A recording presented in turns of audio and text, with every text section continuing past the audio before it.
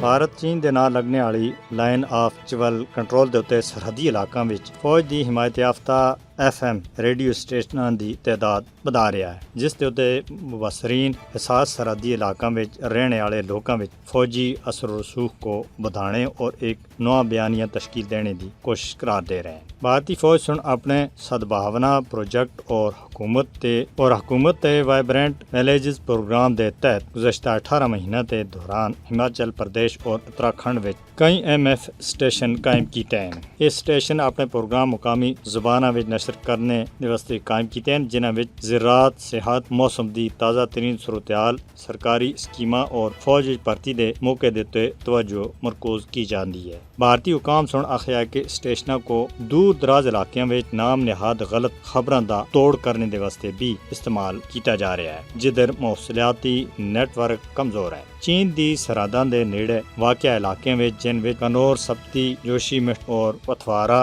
گڑھ اور ہرسل شامل ہیں۔ یہ نشریات ہر دیہڑے 12 سے 14 گھنٹے تک چلتی ہیں۔ مبصرین کا آخنا ہے کہ یہ اقدام ساس علاقوں میں پروپیگنڈا ٹولز اور مخصوص معلومات کے اتنے بھارت کے بدھے ہوئے انحصار کی عکاسی کرتا ہے۔ انہوں نے سناخیا ہے کہ فلاح و بہبود اور رابطے قائم کرنے کی آڑ میں اس علاقے کے اقدامات ریاستی اثر و رسوخ کو اور زیادہ ڈاڑھا کرنے اور سرحدی آبادیاں میں سرکاری بیانیے کو فروغ دینے دے واسطے استعمال کیتا جا رہا ہے۔